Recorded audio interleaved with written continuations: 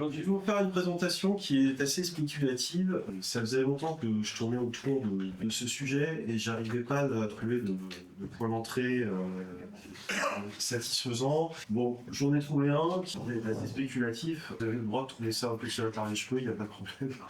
Certains connecteurs logiques peuvent prêter à caution.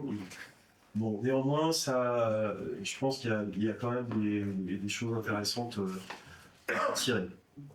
En introduction, je vais parler des enjeux du complotisme, c'est-à-dire que c'est un sujet qui s'est imposé depuis une dizaine d'années dans la société. On en est soit victime, soit on désigne d'autres. En général, on se pose simplement des questions qui ont l'air pas tellement graves, enfin, qui sont soit parce que personnellement on est touché parce qu'on a été accusé de complotisme ou on a des problèmes avec sa famille ou avec ses amis, ses collègues, etc. Ah, t'es un conspi, ou attention, ce que tu dis, c'est des complotistes, etc. Bon, ce qui peut être de juste pénible à des fois douloureux, parce que dans certaines familles, ça brise des liens, et dans certaines amitiés aussi. Mais on va voir qu'en fait, ça a des conséquences beaucoup plus graves. D'un point de vue de citoyen, en fait, il y a un problème de confiance dans l'information. Qui me fournit une information fiable en qui je peux avoir confiance? Est-ce que le journaliste mainstream est digne de confiance? Est-ce que ce qu'il me raconte est suffisamment fiable, sourcé, pas trop biaisé? Donc, moi, j'ai tendance à répondre que ça dépend des sujets. Est-ce que le journaliste citoyen, comme dit Idriss Aberkan, est peut-être plus fiable? Pas. Bon, bah, c'est pareil, il y a des problèmes. Le sujet des fake news est évidemment lié au complotisme. Donc c'est un problème profond au niveau démocratique. C'est comment se forme l'opinion, sachant qu'on n'a plus de médias en qui on peut se fier. Hannah Arendt expliquait très très bien que quand plus personne n'est sûr de ce qu'il croit, c'est le début du totalitarisme, parce qu'il n'y a plus de formation sûre et de croyances collectives sur lesquelles se baser. Ce qui était le cas ces 80 dernières années. Là, on est en train vraiment de revivre les années 30 et 40. Comme je dis souvent, à moitié pour rire, ma grand-mère a 96 ans. Je lui dis souvent, t'auras eu la chance d'avoir vécu les années 30 deux fois dans ta vie. Et c'est vraiment, je comprends mieux maintenant les années 30 telles qu'on nous les raconte. Parce que c'est vraiment ce qu'on est en train de vivre actuellement. Donc, le problème des fake news, c'est un problème démocratique, c'est une problématique qui est posée telle quelle par les médias mainstream, qui sont eux-mêmes soit détenus par l'État ou par le pouvoir, parce que maintenant la courroie de transmission est directe. Alors, je vais surtout vous parler du cas de la France, parce que c'est un cas que je connais, mais comme tous ceux qui sont suisses, ça vous permet d'avoir un Suisse ou Irlandais, d'avoir un pas de côté et d'observer ça avec du recul, ça sera intéressant.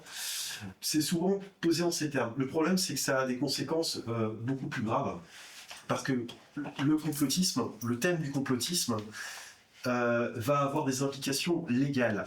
C'est-à-dire que la lutte contre le complotisme commence à faire l'objet de projets de loi, de projets de règlement au niveau européen, alors quand on est en Europe, et on passe de la chasse aux fake news à la chasse aux opinions dangereuses.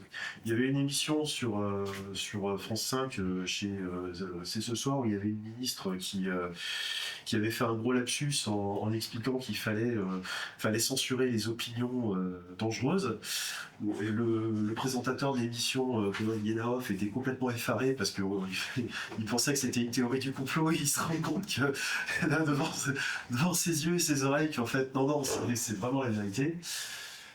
On a un rapport qui est sorti il y a quelques jours, il y a une dizaine de jours, qui s'appelle un rapport Civilization Works, et qui montre qu'en fait, en France, Macron a mis en place depuis plusieurs années une censure industrielle des réseaux sociaux depuis les Gilets jaunes. Ils ont compris ce qui s'était passé pendant les Gilets jaunes, et ils ont dit plus jamais ça. Donc maintenant, ils vont tout bloquer. Enfin, ils ont tout bloqué.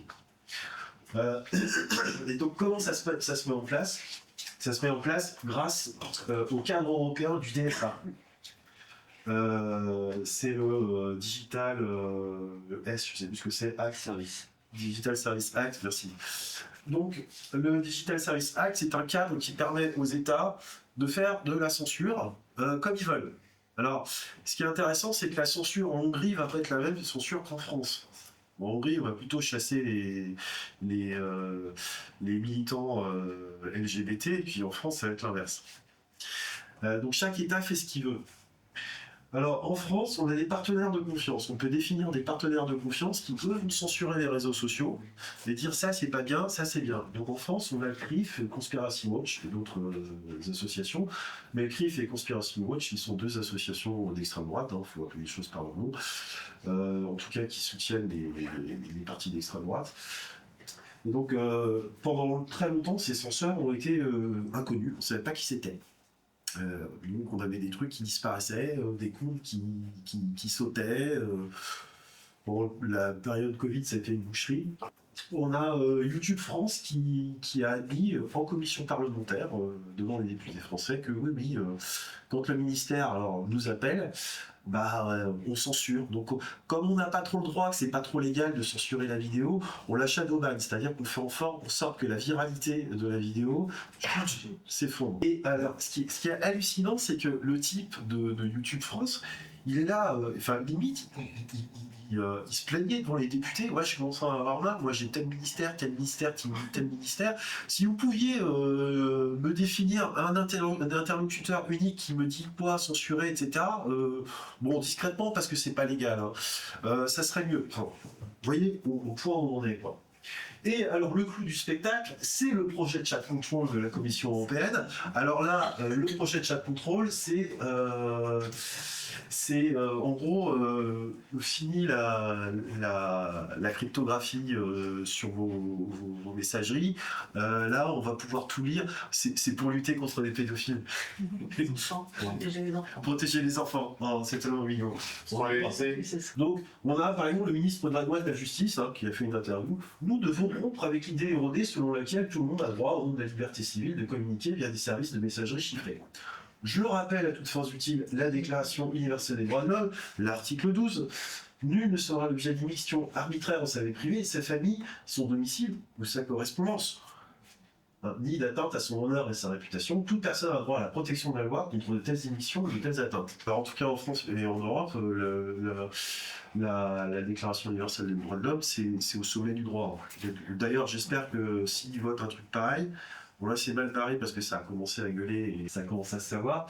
J'espère que la Cour européenne de justice va faire son boulot et dégager ça parce que ça c'est totalement illégal. Donc c'est pour ça que le sujet du complotisme n'est pas un sujet, c'est pas un truc gênant, piquant, etc. Ça commence à avoir des conséquences et ça commence à menacer nos libertés fondamentales, nos libertés constitutionnelles. En Suisse, il y a le règlement du, je sais plus des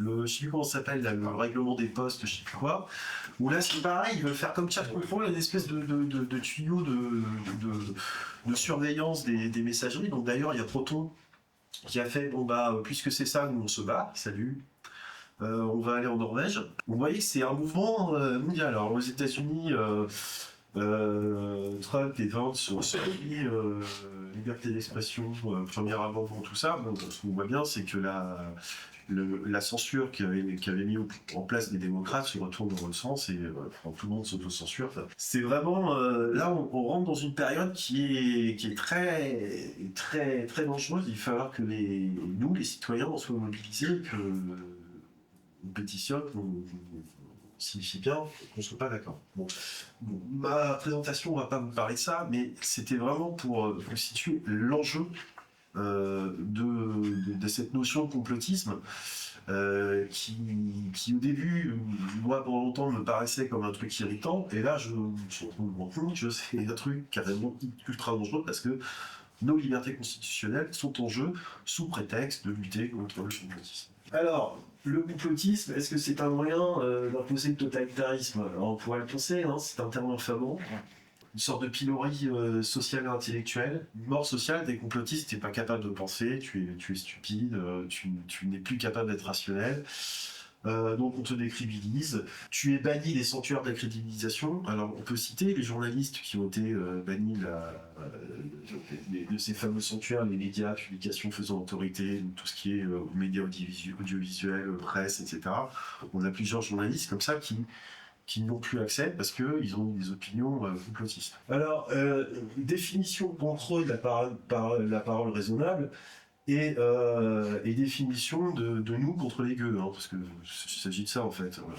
Nous, on sait penser, on est rationnel, le cercle de la raison, puis les gueux, c'est les pas très rationnels, les gueux. Quoi. Alors, bon, maintenant on va s'élever un petit peu de ces sujets un petit peu politiques, enfin, et, un peu polémique. Donc toute société est basée sur la confiance. La confiance dans la monnaie. Hein, vous utilisez la monnaie parce que vous savez que si on vous donne de l'argent, vous pourrez le dépenser ailleurs pour l'utiliser. Donc ça veut dire qu'on y croit. Notre société est basée sur la confiance dans les droits, c'est-à-dire qu'on sait que si on fait telle chose, on n'aura pas un policier qui viendra nous embêter parce qu'on sait que c'est légal. Il y a des pays où c'est pas le cas. Vous allez en Égypte, c'est bakchiche tout le temps parce que ça fonctionne pas comme ça. La sécurité, c'est-à-dire que normalement, le seul détenteur du monopole de la violence légitime, c'est la police. Et c'est le seul monopole de la violence légitime à pouvoir vous taper dessus. Donc maintenant, je vais vous parler de l'effondrement. Donc on va commencer à introduire les notions, ce qu'est l'effondrement, comment il a été conceptualisé par certains intellectuels. Donc Joseph Tenter, qui est historien dans une université américaine, je crois au Colorado, qui est auteur de The Collapse of Complex Societies, qui explique que l'effondrement est un processus naturel des sociétés complexes. Une société complexe a tendance à aller un jour vers l'effondrement. Une société, comme un organisme, elle vit, elle meurt.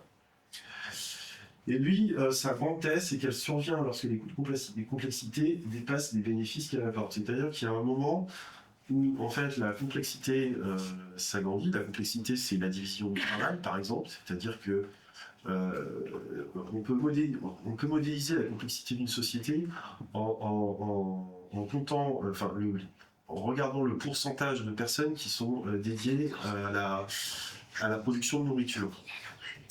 Par exemple, dans la société romaine, on avait une personne sur 3 à peu près qui s'occupait de la nourriture en comptant tout ce qui est la cultiver, la cheminer et puis la préparer. Donc une personne sur 3, une personne sur 2. Aujourd'hui, dans notre société, on est à peu près 20% de la population agroalimentaire en général, peut-être 30% si vraiment on compte tous les aspects. Donc ça veut dire qu'on a quand même 70% de la population qui fait autre chose. Ça veut dire que 30% produit et nourrit l'autre partie de la société. Donc c'est ça qui caractérise une société complexe. Tu sais combien il y a de pourcents dans les champs sur les 30%? 2. Ouais, donc on a, pour expliquer la complexité de la société, on voit bien qu'il y a énormément de jobs, comment est-ce qu'on dit, tertiaires pour remplir la fonction. Voilà, parce qu'il y a l'industrie agroalimentaire qui contient aussi des cadres, des ouvriers, il y a l'emballage, il y a la logistique, les magasins, etc. C'est tout ça, quoi. Donc la cuisine, la préparation, les restaurants, etc. Tout ça, c'est une grosse partie de la population. Donc lorsque le coût énergétique pour la population atteint un point en delà duquel le retour marginal sur l'investissement décline, là, ça commence à se poser des questions et ça commence à partir dans le mauvais sens. Donc ça, c'est la grande thèse de Joseph Huntington. Jared Diamond, dans son grand livre Collapse, qui a été pas mal remis en cause dans ses analyses, mais bon, la grille d'analyse quand même reste assez pertinente. Lui, il établit une grille de critères pour définir Alors, j'ai laissé un exemple, mais ça, j'en parlerai après. Donc, premier, dégradation de l'environnement. Donc, Ici, nous, aujourd'hui, on est en train de vivre une baisse drastique de la biodiversité, je vais en parler. Donc ici, beaucoup de problèmes d'accès à l'eau, problèmes de sécheresse, de baisse de la productivité agricole. L'Empire romain a vécu un refroidissement au 2e siècle après Jésus-Christ, qui a provoqué une baisse de la productivité agricole et qui fait que Rome, qui contenait 2 millions d'habitants en 50 après Jésus-Christ, on avait plus que 8000 en 500. Changements climatiques qui sont souvent liés. Donc qui vont impliquer des baisses de rendement, d'accès à l'eau, l'état des sols, etc. Donc des fois, vous voyez, le croissant fertile a disparu parce que comme ils ont énormément irrigué, il y avait du sel dans la terre et en fait c'est remonté et c'est devenu inculte. C'est comme ça que le croissant fertile est devenu un désert qui est aujourd'hui, prenez l'Irak, pas grand-chose. L'hostilité des voisins, donc on va en parler après. Les partenaires commerciaux néfastes et la réponse de la société dans son ensemble. Je voulais prendre des cas particuliers. Donc la dégradation de l'environnement, on a un réchauffement climatique qui soit d'origine anthropique ou non, je ne vais pas lancer le débat. Tout le monde n'est pas d'accord, mais en tout cas, il y a bien une dégradation de l'environnement. Vous êtes en Suisse, vous voyez les montagnes. Enfin, moi, j'en ai discuté avec des Suisses et avec aussi des moniteurs de ski. Ils me disent tous, hein, les glaciers sont en train de fondre. Ceux qui ont 70 ans et plus, ils m'expliquent bien, tu vois, là, avant, il y avait de la glace, maintenant, il n'y en a plus. Enfin, c'est très très clair. Et on commence à observer une baisse des rendements agricoles, malgré qu'il y ait des progrès dans l'agriculture, etc. On a de plus en plus de polluants. Donc là, si vous allez dans la cuisine là-bas, vous allez voir qu'il y a un filtre à eau parce que il y a de plus en plus de saloperies dans l'eau. On a de plus en plus d'enfants qui naissent avec des problèmes. Je pourrais vous parler de ma belle-fille qui n'a pas d'émail sur ses dents, des dents minéralisées, évitant déjà des problèmes de dents. J'ai plein de cas comme ça, voilà, parce qu'on a plein de polluants partout. Et nous, on est nés avec 5-10 polluants, eux, ils sont nés avec 20-30. Ma grand-mère, elle en avait 3-4, quoi. Donc, ça commence vraiment à être un problème, parce que ça crée des problèmes de santé, des fragilisations, etc. L'hostilité des voisins, on voit bien que là, on est dans un phénomène de repli géopolitique où ça commence à se tendre, à devenir plus dur. Et encore, la guerre, elle va partout, parce que la Chine, c'est 50 millions de soldats, et là, ils sont en train de s'équiper en drones, etc. Ils sont en train de devenir une armée plus grande que celle des États-Unis et de l'Europe réunie. Et quand ils seront prêts, ça va faire mal. L'Afrique, alors il y a un mouvement anti-français, ils sont en train de voir ce qui va se passer avec les Russes. Les partenaires commerciaux néfastes, on a Trump avec ses droits de douane. Je sais pas ce qu'il a fait avec la Suisse d'ailleurs. Pour revenir à la théorie, la nature et la structure de la croyance en la hiérarchie d'un État. Dans un État complexe, une société complexe, le centre politique ne peut pas être situé là où il se figure physiquement, c'est-à-dire que vous n'avez pas la case du chef. C'est-à-dire que vous avez des institutions, des symboles, etc. Le pouvoir ici il est à Berne, à Zurich, etc. En France, il est à Paris. Vous avez des institutions locales, mais ça reste quelque chose qui est dans la tête des gens, en fait. Pourtant, il est la source symbolique de la structure de la société, l'ordre, l'autorité morale, le fait qu'on a peur d'un policier, qu'on obéisse aux lois, etc. Donc, en fait, le centre tient dans la nature du sacré qu'il représente. Et toutes les sociétés complexes ont une religion officielle. Alors des fois elle est théiste, des fois elle l'est pas. Moi j'ai tendance à penser qu'en France la République est une espèce de religion et c'est l'athéisme scientiste, une religion cachée, mais c'est un athéisme scientiste devenu une espèce de religion officielle, mais qui est très calquée en fait sur le catholicisme, qui a tellement marqué de son empreinte qu'en fait c'est un athéisme scientiste à la sauce catho, avec les structures du catholicisme, c'est assez marrant. Ce centre qui tient la nature du sacré Et on le voit par exemple, l'autre jour, il y avait Macron qui a fait une intervention solennelle à la télé, il y a encore 6 millions de personnes, donc enfin, je sais pas, c'est 13% des gens en âge de voter, quoi. Enfin, qui prennent la peine d'écouter ce type, enfin, c'est hallucinant quand on y pense, je veux dire. Donc, mais il y a vraiment, ouais, moi, il y avait quelqu'un qui m'avait dit, un collègue qui m'a dit, mais c'est le président de la République quand même. Espèce de. L'autorité, hein. Voilà. Donc ça tient là. Donc là, ensuite, dans la théorie sur l'effondrement des sociétés complexes, et la construction des États, on a une classification des États. Donc, dans les États liminaires inachevés, la parenté, les liens communautaires dominent encore les relations politiques. Voilà, donc le féodalisme, c'était un peu ça, quoi. C'est-à-dire le cousin, les mariages entre cousins, on place la fille à tel endroit, etc. Donc c'est très proche, en fait, dans l'histoire. Les États liminaires caractéristiques, où là, c'est un étage au-dessus, la compétition et les nominations contrebalancent l'hérédité. Donc là, on commence à donner des rôles administratifs importants à des personnes qui font pas partie de la famille directe.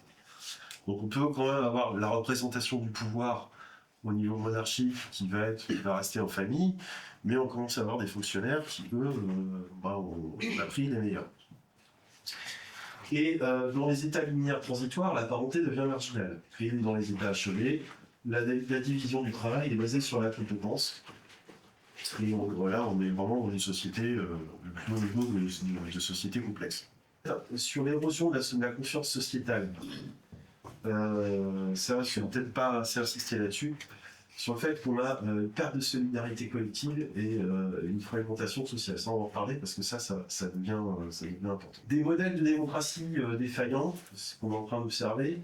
Donc, il faut bien voir qu'en fait, dans la théorie du pouvoir, alors quand vous écoutez le type là qui, je ne sais plus comment il s'appelle, qui une espèce de philosophe des Lumières noires là, qui est un ami de Peter Thiel là, qui a inspiré une grande partie de la philosophie de Trump. Je me souviens plus de son nom. En fait, quand on lit son interview, il était interviewé par le Grand Continent. Le Grand Continent, c'est les Normaliens, qui ont monté une publication des géopolitiques. C'est très intellectuel, mais c'est très intéressant. Ils sont assez mainstream, mais c'est très intéressant. Et en fait, le type, il a des théories, c'est spatial. Hein, on est proche de l'HP. Mais le problème, c'est que ces théories, elles sont au pouvoir. Donc, ils essaient de lui tirer les verres du nez pour savoir comment ils raisonnent. Et en fait, ce que j'ai trouvé intéressant, c'est qu'en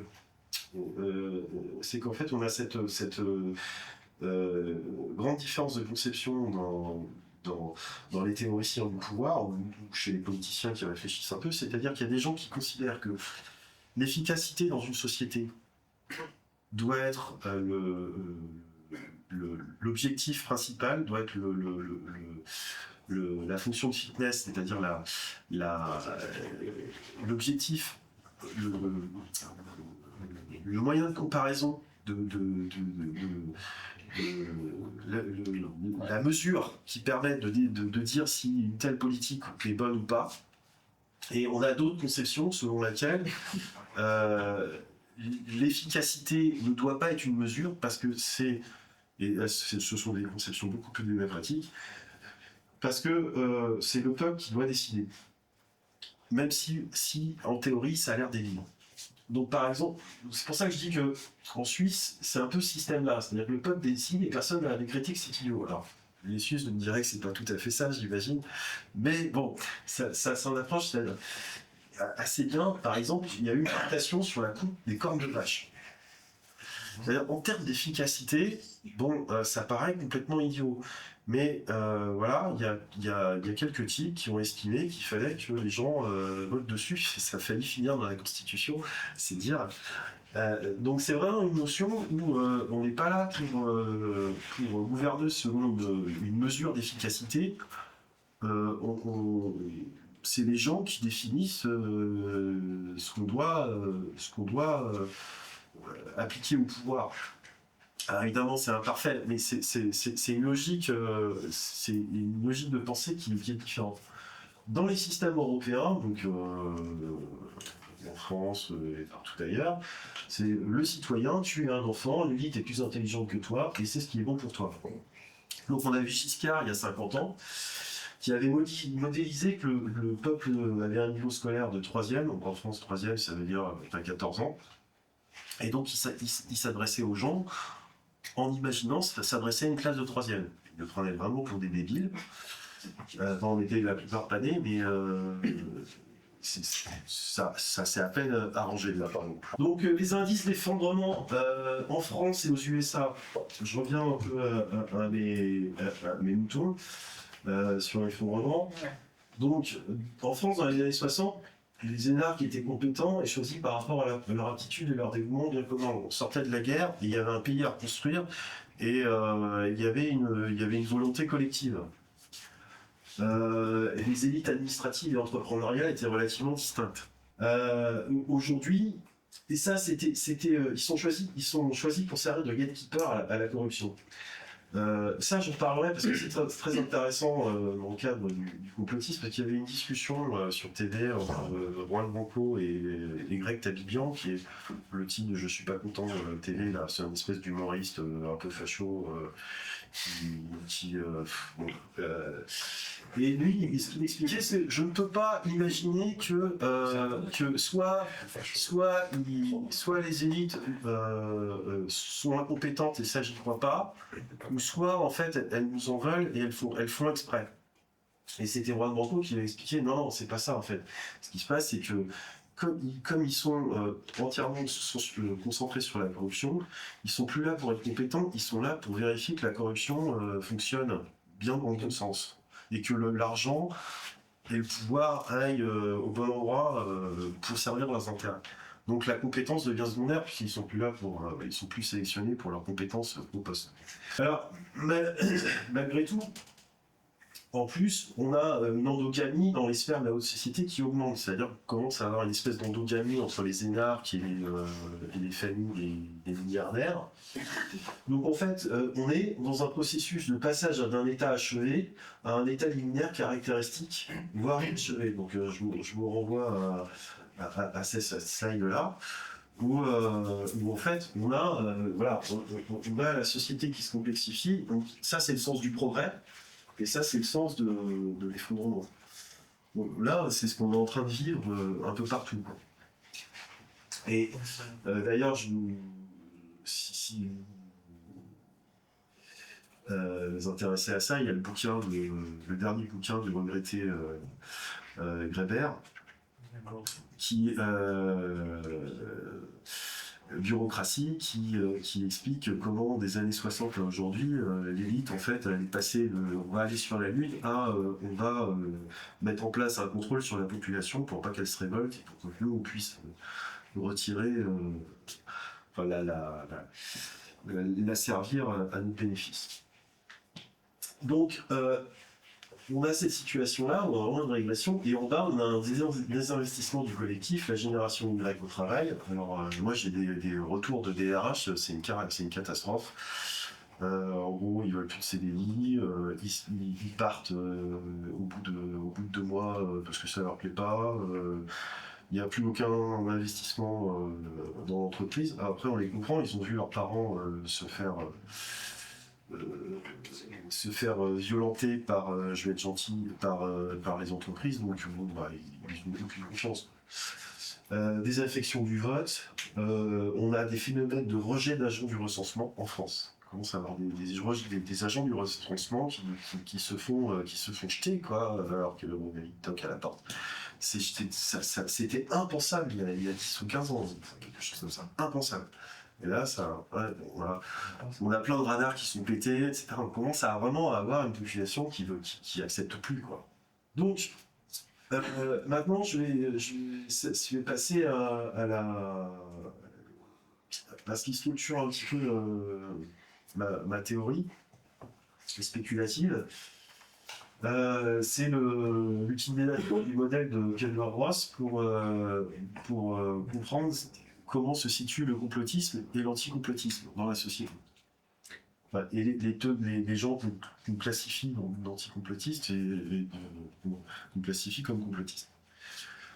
Donc dans le modèle de Kelber-Ross qui a été, je parle sous tout contrôle, Jean-Pascal, conçu pour expliquer les phases je viens aussi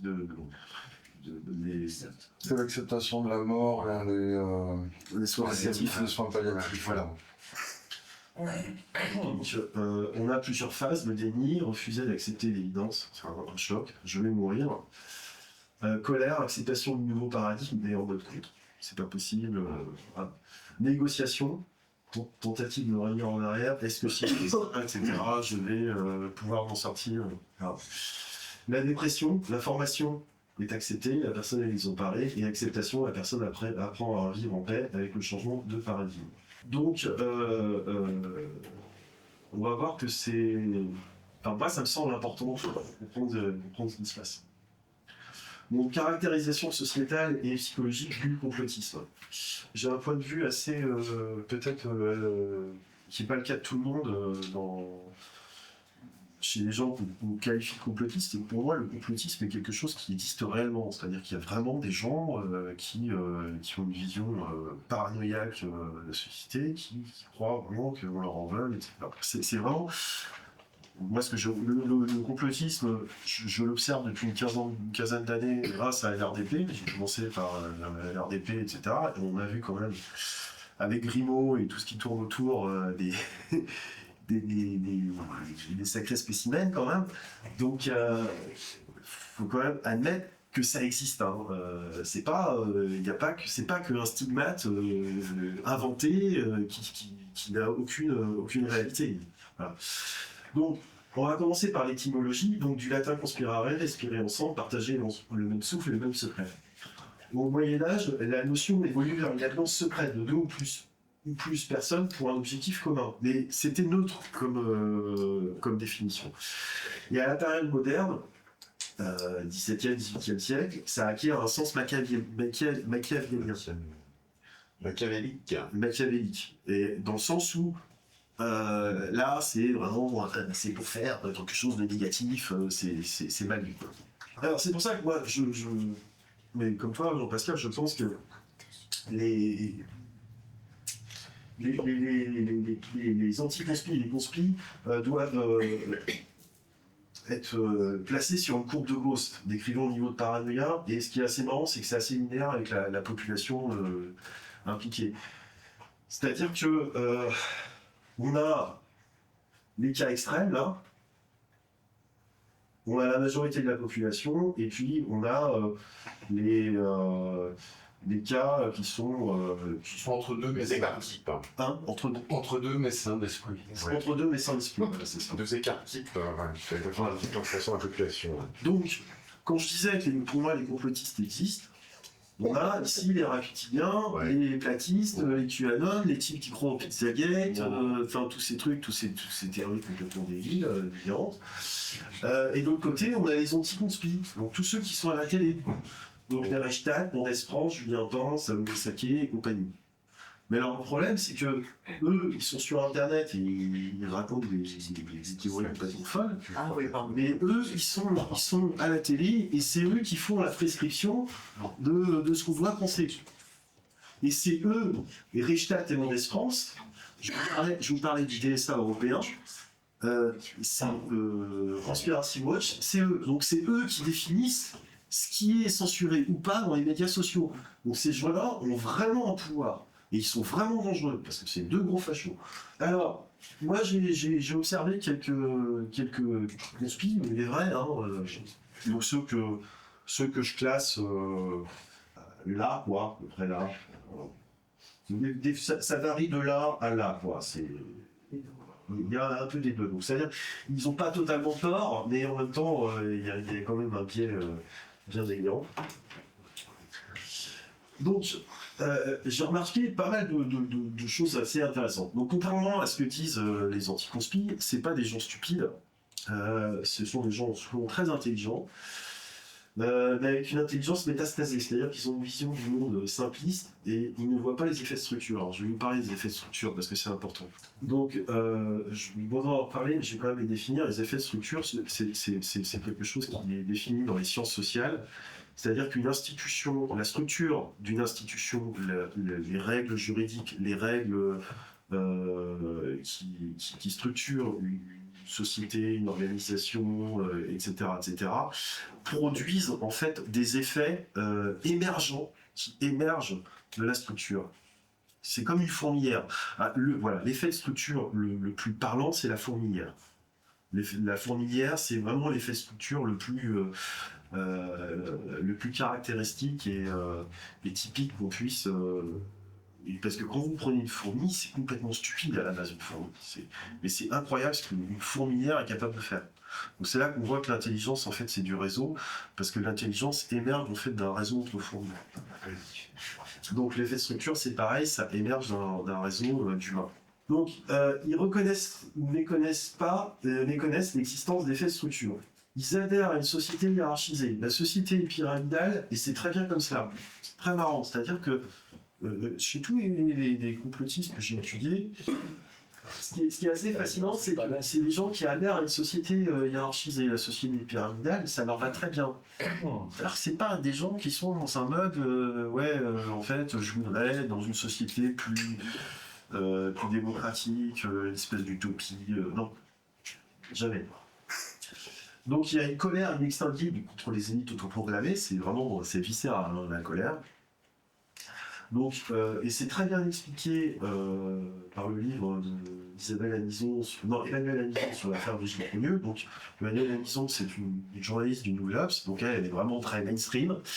Pour elle, l'affaire Brigitte, c'est une grosse connerie, c'est une menterie. Mais ce qui est très bien, c'est qu'elle est absolument pas dans le jugement, voilà. Elle a vraiment une approche très compréhensive des choses.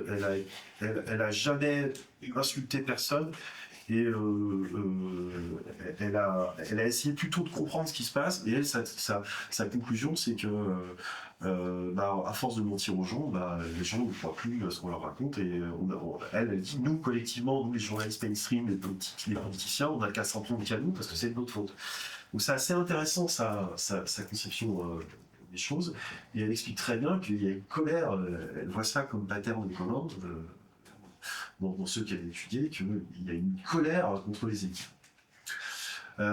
Donc dans la typologie totalitaire, ils adhèrent à la hiérarchie et les inégalités à condition de bénéficier d'un retour énergétique sur investissement acceptable par eux. Vous voyez, on est toujours dans cette logique de... On est dans notre phase de deuil, on est dans la colère, mais on voudrait que ça revienne comme avant. Nous, ça nous allait bien, le retour sur investissement de la société telle qu'il était. Mais là, on est en colère parce que ça marche plus. Mais en même temps, on n'a pas envie que ça change. On veut que ça revienne. Il ne demande qu'à adhérer et à faire partie du système société et du collectif. Dans son imaginaire, c'est une définition que je propose, le complotiste est intimement convaincu de manière inébranlable qu'une petite minorité... merci Jean-Pascal, parce que je l'avais commencé à écrire, Jean-Pascal m'a aidé à la réécrire. Donc on est un peu tous les deux les auteurs de ces définitions. Et la deuxième est de Jean-Pascal. Dans son imaginaire, le complotiste est intimement convaincu de manière inébranlable qu'une petite minorité cachée dirige, provoque, conçoit à l'avance toute une grande partie des événements survenant dans le monde pour son bénéfice unique au détriment du plus grand nombre. Ouais, c'est le capitalisme, ça.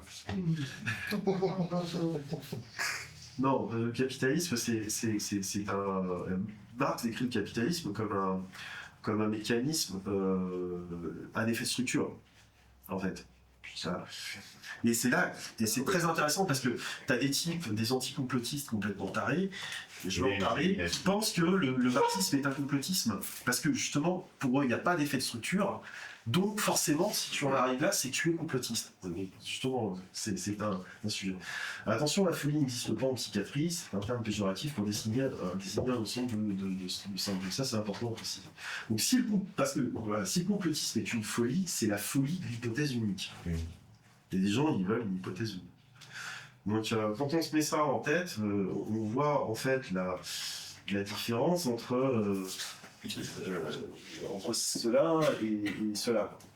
Et ceux-là, parce qu'ils sont aussi dans des lieux, parce que vous voyez, ils voient des complotistes partout, et tous les problèmes viennent des conspirateurs.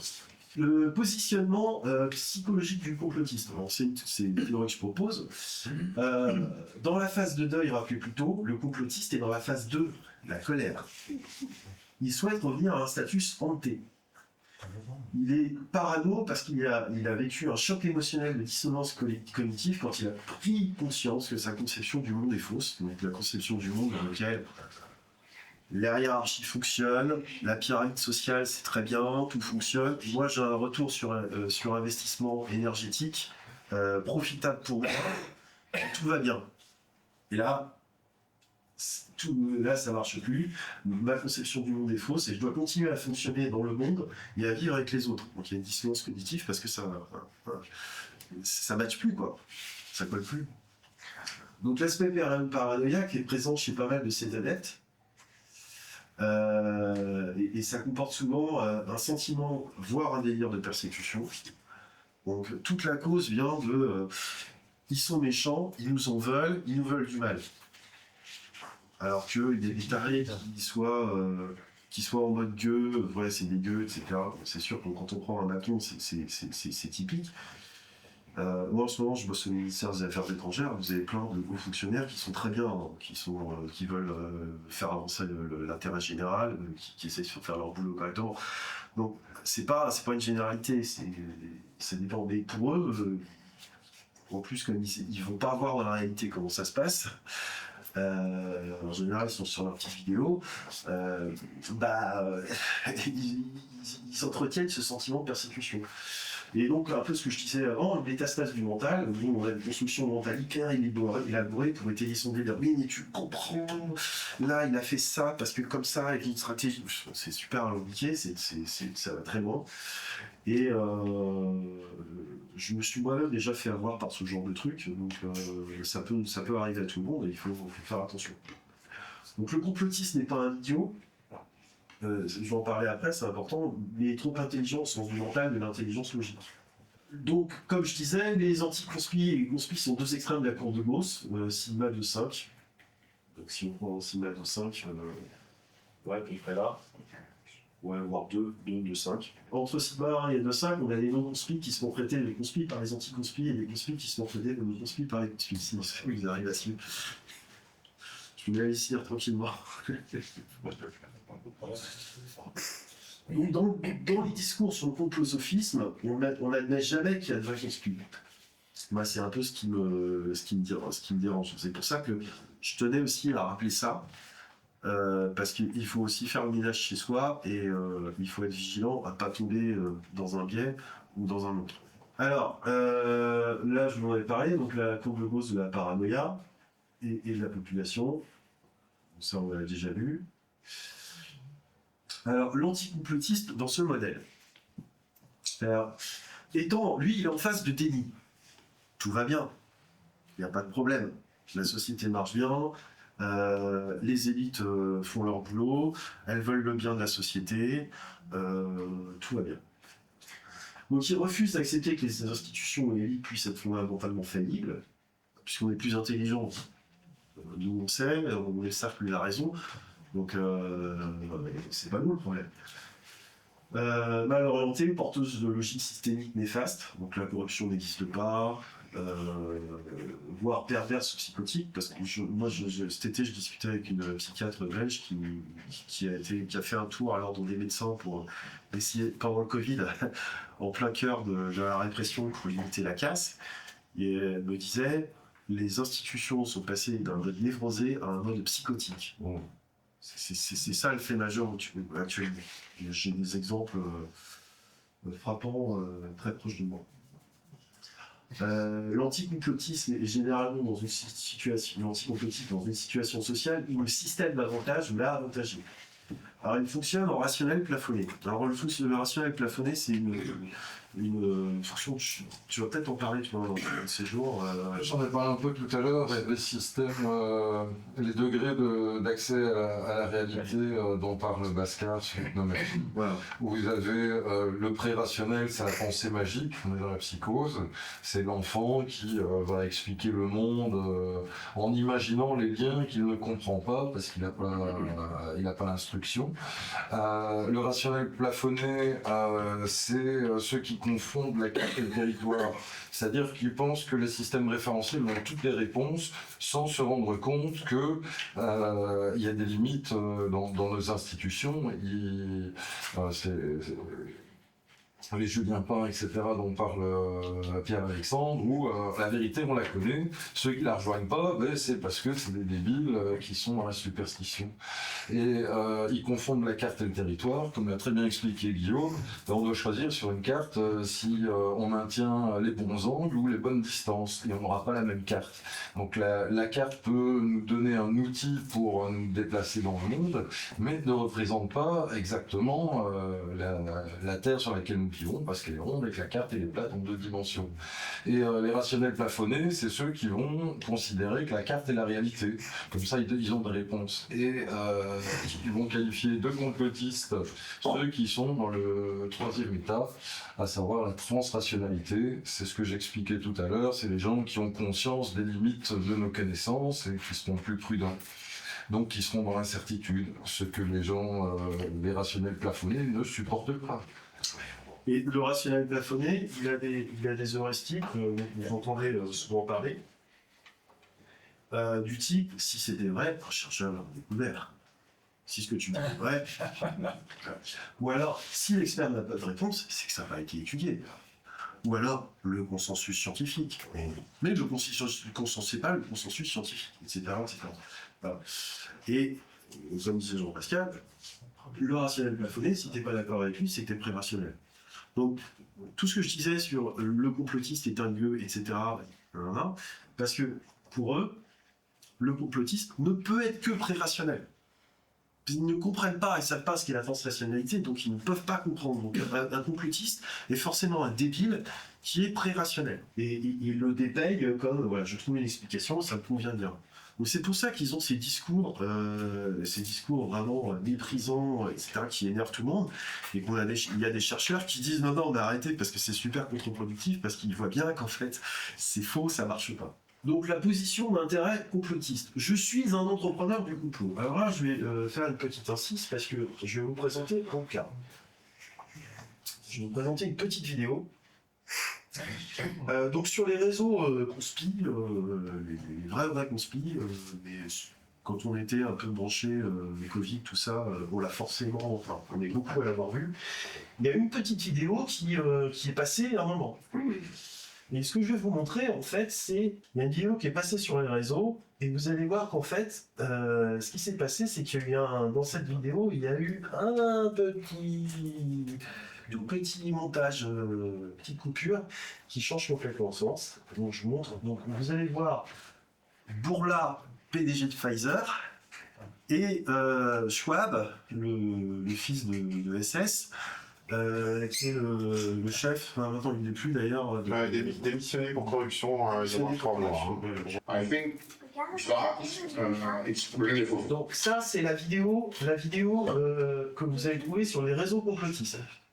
Donc vous l'avez en mauvaise qualité, etc. Là ce que je vais vous mettre après, c'est que moi quand j'ai vu ça, j'ai fait. Les mecs, ils sont quand même pas cons, enfin, ils peuvent le penser, d'accord, mais ils vont pas le dire. Donc, je suis allé voir sur le site de l'OMS, et je suis allé voir la vraie vidéo. Et c'est là que je me suis rendu compte de la supercherie. Mais alors là, je peux vous dire que dans les milieux complotistes, ça fait la preuve est là, vous allez voir, ils sont méchants, ils nous veulent du mal. Voilà. Vous allez voir, c'est assez énorme. Écoutez bien, alors, si vous n'êtes pas à l'aise avec l'anglais, on vous expliquera. I think that it's really fulfilling of the dream that we had together with my leadership team when we started in 19. The first week we met in January of 19 in California and to set up the goals for the next 5 years. And one of them was by 2023 we will reduce the number of people in the world by 50%. I think today this dream is becoming. Voilà. Donc là, tout le monde s'est excité. Trop vite parce que tout le monde parle pas anglais derrière. Alors pour ceux qui ne comprennent pas l'anglais, là, on a établi un but. Tous ensemble, c'est de réduire la population de 50%. Alors là, vous voyez, c'est la preuve, ils nous veulent du mal, etc. Je suis allé sur le site de l'OMS parce que peut-être qu'ils le pensent, hein, je sais rien. Il va pas le dire. C'est dans Marvel Avengers. Et là, ça applaudit. Vous voyez bien, ils sont tous contre nous, etc. So it's really a purpose-driven company and others. Voilà, ça c'est la vraie. But it's really fulfilling of a dream that we had together with my leadership team when we started in 19. The first week we met in January of 19 in California and to set up the goals for the next 5 years. And one of them was by 2023, we will reduce the number of people in the world that cannot afford our medicines by 50%. I think today this dream is becoming reality. Voilà. C'est pas la même chose. On va réduire les gens qui ne peuvent pas se payer de médecine, de médicaments, de 50%. On dégouline de bons sentiments, on est des gentils. Et vous voyez, voilà, là vous avez l'entrepreneur du complot. Les gens qui font des montages comme ça. Voilà, et il y a des gens qui font les montages comme ça, et il y a plein de gens qui ont marché à fond. Alors je vous dis, ça a eu un succès énorme ce truc. Donc voilà, j'ai un intérêt matériel ou symbolique à déstabiliser le système. Je suis pauvre, marginalisé, etc. Vengeance, ou alors j'ai un intérêt, je suis un entrepreneur du complot, c'est-à-dire carrément je suis une puissance étrangère, un groupe de pression, enfin, etc. On peut tout imaginer, hein, parce que les services secrets. Plein de pays peuvent être amenés à faire des opérations de déstabilisation comme ça. C'est de la base politique. Mais bon, c'est de bonne guerre, comme on dit. Hein. Donc après, moi, je suis entrepreneur du complot de côté. On va parler des gens qui adhèrent à ça. Donc, je suis un intérêt matériel ou symbolique à déstabiliser le système, je suis pauvre, marginalisé, etc. On a plein de gens aujourd'hui qui font des études. Alors, vous allez chez les militants France Insoumise, moi, je les connais bien, c'est bon, on m'a repéré. Donc en France, donc les gauchos, c'est rempli de gens qui ont fait licence, maîtrise, etc. et qui sont balayeurs, qui font des jobs dans la sécurité, qui bossent dans les magasins, enfin qui font des boulots qui sont 4-5. Voilà, ils sont surqualifiés et ils font un boulot sous-qualifié. Et donc c'est des gens qui ont une frustration qui est normale. C'est des gens qui ils ont fait des études, donc ils sont capables de lire des livres, de les comprendre, etc. Et donc forcément, ils sont pas contents. Donc j'ai plaisir à avoir l'impression d'avoir compris le monde, contrairement aux idiots qui croient encore au discours mainstream. Je me sens plus intelligent. Vision simplificatrice du réel. Biais humain d'intentionalisation. Les effets de structure n'existent pas. Position d'intérêt anticomplotiste. Je suis entrepreneur mais anticomplotiste. Bon, tous ceux que j'ai cités avant. Reichstadt, Mon Espérance, Julien Pain, c'est qui est. Bon, Reichstadt, c'est un type qui est nul, intellectuellement, il est d'une nullité absolument affligeante, Quentin t'a pu le constater. C'est Mon Espérance, c'est le petit-fils d'un des hommes les plus brillants et les plus illustres que la France ait connu, Pierre Mendès France. Un type qui est aussi grand que De Gaulle, mais on n'en a pas beaucoup, on en a tous les 2 siècles. Et évidemment, il est aussi nul que son grand-père était brillant. Julien Pain, c'est un journaliste qui était rien, et il est devenu quelque chose grâce à ça. Salomé Saké, c'est un peu ça, mais elle a un minimum de compétences, bien qu'elle est complètement incohérente. Mais Juste pourquoi d'un côté vous mettez les ignorantes personnes, puis de l'autre vous mettez des gros? Parce qu'il n'y a personne. Alors, c'est vrai, qu'est-ce que je peux citer parmi les entrepreneurs du complotisme, des types comme. Comment il s'appelle la lune creuse, là. Zut. Je sais plus. Oui, j'ai un nom. Il y en a quelques-uns. Mais en général, ils se montrent pas, ces gens-là. Rock Socker, bon, lui, voilà. Lui, voilà. Si, mais un nombre.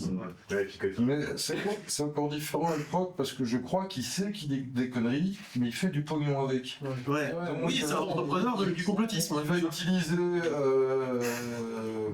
des thématiques pour produire quelque chose qui va lui rapporter de l'argent. Maintenant, dans son discours, qui reste toujours sur un flou comme ça, qui va très bien avec l'ambiance qu'il met dedans, mais je suis pas persuadé que ce soit un convaincu. Celui sur la laine creuse, là, qui a un nom un peu italien, là, Je le connais pas. je sais plus comment il s'appelle. Lui, je crois qu'il est vraiment convaincu de son truc. Je me souviens plus de son nom, c'est vraiment bien. Oui, il y en a quelques-uns, mais ils sont moins identifiés. Et puis, dans la galaxie Internet, ils sont pas. Moi, je ne connais pas de. Il y a Grimaud, dans notre monde. Grimaud, c'est un entrepreneur du complotisme. Oui, voilà. Très bien. Je modifierai mes slides. Merci pour la remarque. J'ai un intérêt matériel ou symbolique à conforter le système puisque j'en fais partie. Je vis à Paris. Intellectuel de plateau télé, journaliste. Ouais, alors je suis CSP+, et j'ai des bénéfices secondaires du système et à fonctionner dans le système. Alors moi, je suis ingénieur en informatique, je peux vous dire que parmi mes collègues, je suis entouré par ça. C'est incroyable. Je suis terrorisé par la défiance croissante du système, vis-à-vis du système, mais moi, c'est normal, j'en profite. Donc, je n'ai pas envie qu'il pète, parce que moi, moi, il m'intéresse le système, il me sert. Moi, les retours sur bénéfices, pour le moment, pour moi, ils sont positifs, parce que bon, je vais tranquillement au boulot le matin, je code, et puis je reviens, et j'ai 3000 balles qui tombent sur mon compte, donc ça va. 3000 balles, en France, on est bien. Je me rassure en me persuadant que les élites sont compétentes et agissent dans l'intérêt général. Bon, ils sont totalement rationnels, plafonnés. Alors là, j'ai un échantillon avec mes collègues assez volumineux. Je vais vous en parler. Je me rassure en pensant que le système fonctionne correctement et que le problème n'existe qu'à la marge. Donc là, on est encore dans le déni.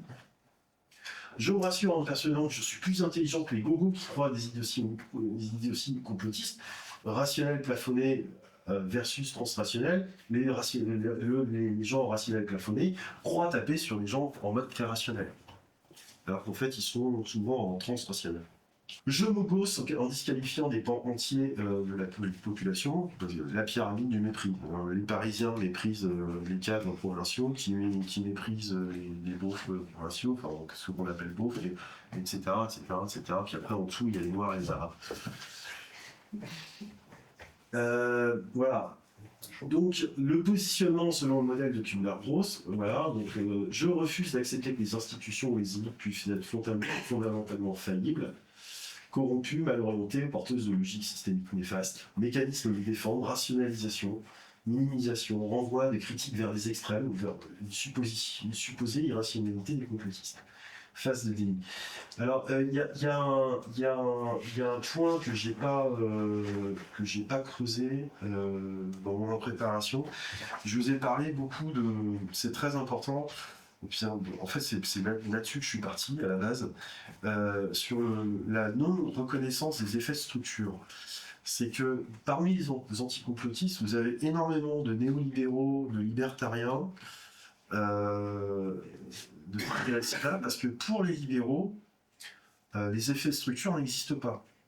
C'est-à-dire que l'individu existe seul, et puis s'il y a des problèmes, ça vient de l'individu, c'est son problème. C'est pas la société, comme disait Margaret Thatcher, there's no such thing as a society. La société, ça n'existe pas. C'est vraiment la façon de penser libérale, Hayek, l'école autrichienne. Donc, c'est pour ça d'ailleurs que c'est des types comme un journaliste du Monde, là, comment il s'appelle, un type qui est journaliste de jeux vidéo d'ailleurs à la base, et qui a écrit un bouquin sur le complotiste, qui allait carrément sortir que le marxisme était une théorie du complot, parce que forcément, quand on pense que les effets de structure n'existent pas, alors que Marx est justement l'explication de l'exploitation de l'homme par l'homme par un effet de structure qui s'appelle le capitalisme, qui est basé sur sur le greed, sur l'avarice, merci. On est totalement dans une logique d'effet de structure. Mais pour eux, ça n'existe pas, donc ça peut être une théorie du complot. Vous voyez, comme ils pensent. Donc le complotiste, reconnaissance brutale émotionnelle d'une trahison perçue, sentiment d'injustice du fait que je travaille à perpétuer le système en étant loyal dans mes actes au quotidien et que l'élite n'a plus aucune loyauté vis-à-vis du bien commun. Les complotistes que je connais, que j'ai étudiés, c'est pas des militants. C'est pas des types qui vont faire, qui vont aller faire des utopies alternatives. Jamais. Jamais. Moi, j'ai traîné dans les gens, par exemple à Nantes, j'étais dans un supermarché coopératif qui s'appelle Scopelli, où en fait il n'y a que 2 salariés et sinon c'est que du bénévolat. C'est quand même assez utopique, ça marche. On fait 1 million de chiffre d'affaires, on pique ça à Leclerc, on est très content. Et en plus on vend du bio et on le rend abordable à plein de gens qui n'ont pas forcément les moyens de se le payer. Il n'y a pas de complotiste là-dedans, parce qu'on agit, on fait quelque chose. Donc on n'est pas dans cette logique-là. Donc la critique devient personnalisée et attribuée une intention malveillante. On intentionnalise. Soit c'est de l'incompétence, ce que le complotiste ne prend pas, parce qu'il prend la hiérarchie, y compris éducatif, soit c'est de la malveillance. Donc c'est ce que disait Greg Tapibian face à Roi Gros. Le complotiste vit comme infamant l'accusation de pré-rationalité, normal, car d'une part, il a commencé à entrer dans la fausse rationalité, et il commence à comprendre la différence entre la carte et le territoire. La croyance dans la compétence des élites, l'anticomplotiste, confiant dans la capacité des élites à agir dans l'intérêt général, ou du moins d'une façon rationnelle, plafonnée. Complotiste, confiance dans la capacité des élites à exécuter des plans secrets de manière efficace. Point commun des deux groupes. Effet de structure. Les anticomplotistes, bon voilà, j'en ai parlé, réductionnisme, individualisme, voilà, je crois qu'on a complexifié, la slide il a changé. Par hyper-intentionnalité, tout phénomène majeur est voulu par un petit groupe qui tire des ficelles.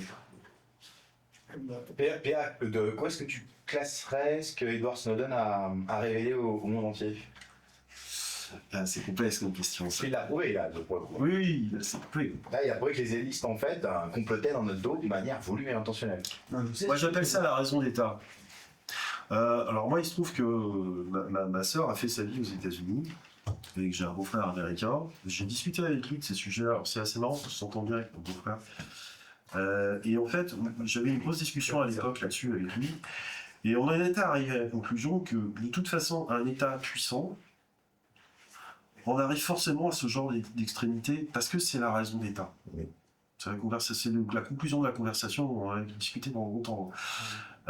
Et moi, j'ai toujours pas changé d'avis là-dessus. Donc il y avait un titre d'un article de Frédéric Lordon, c'est là qu'on voit que Frédéric Lordon est un esprit très très brillant. Il y a très longtemps déjà, alors lui, il a articulé en tête dès le début du mouvement anticomplotiste contre les déconneurs du monde et le checking de Libération. Il a tout de suite vu le truc, la direction de la vérité au ministère de l'Intérieur, etc. Il a vraiment lutté contre ça, il a écrit des articles assassins extrêmement fins, extrêmement bien pensés.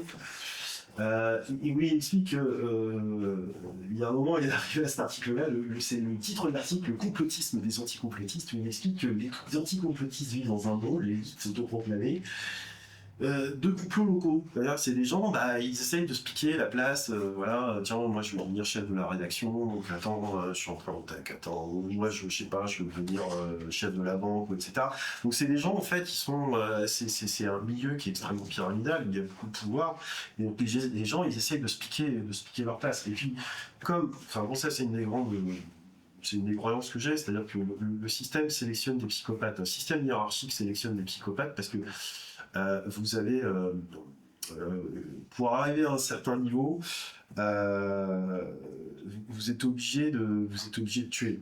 J'ai un très bon copain qui avait une carrière qui avait démarré très haut. À 30 ans, il se retrouve directeur d'une boîte de com de 50 salariés. Et là, il est obligé d'en virer 2, dont un dont il savait pertinemment qu'il ne retrouverait pas de boulot. Il s'en est jamais remis. C'est pour ça que c'est toujours mon copain, d'ailleurs. Mais quelqu'un qui n'a aucun problème avec ça, il continue, puis après c'est 2 personnes, puis après c'est 10, c'est 20. Mais seulement ce gars-là, si ça se trouve, il est parti en dépression, on ne sait pas dans quel état il est aujourd'hui, est-ce qu'il a réussi à s'en remettre? Donc ça peut avoir ça peut créer des suicides, ça peut avoir des conséquences très graves. Donc c'est des gens qui sont capables de prendre des décisions graves qui va impliquer des morts, du malheur humain, et ça les empêche pas de dormir. Donc en fait le système hiérarchique sélectionne des psychopathes. Plus on va en haut vers le haut, plus on sélectionne. Ça veut pas dire qu'ils sont tous psychopathes, attention, mais ça sélectionne. Donc l'accusation d'un complotisme est un mécanisme classique de projection bien connu en psychologie. de leur propre paranoïa quotidienne qui est nécessaire à leur survie dans les espaces où ils vivent.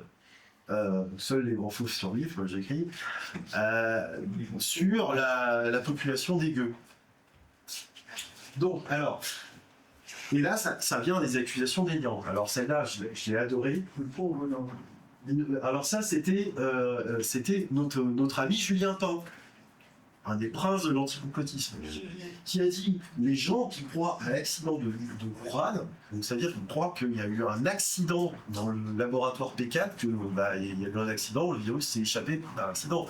C'est-à-dire on n'a pas fait exprès, ouais, il y a eu un problème dans la procédure de décontamination, les gens, ils se font 35 heures là-bas, ils sont fatigués, ils font une erreur, enfin ça arrive. Voilà.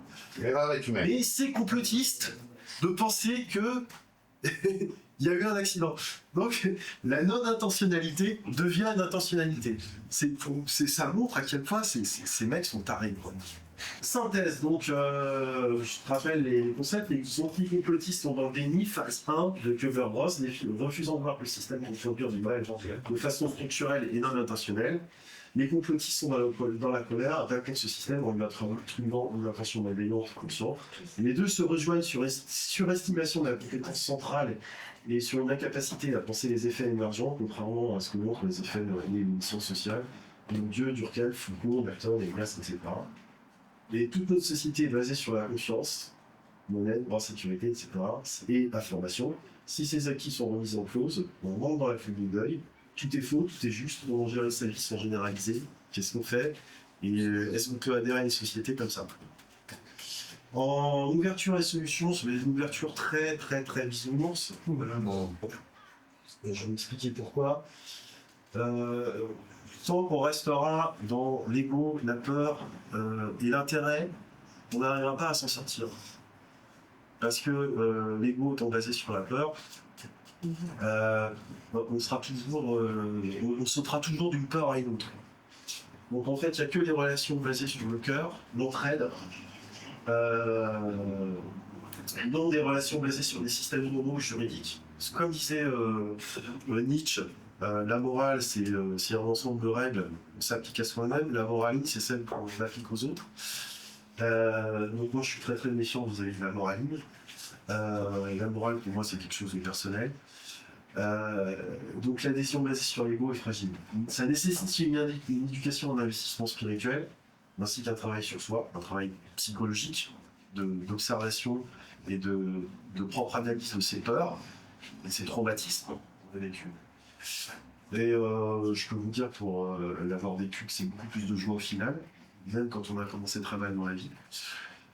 Et une entraide réelle, moins basée sur un talent provisoire, sur une relation de cœur à cœur, c'est un vrai bonheur dans la vie et ça permet de ne pas tomber dans la paranoïa. Parce que moins vous aurez peur, plus vous serez dans des relations de cœur, moins vous serez sujet à la paranoïa, que ce soit une paranoïa d'un côté ou de l'autre. Et plus vous serez capable de penser par vous-même,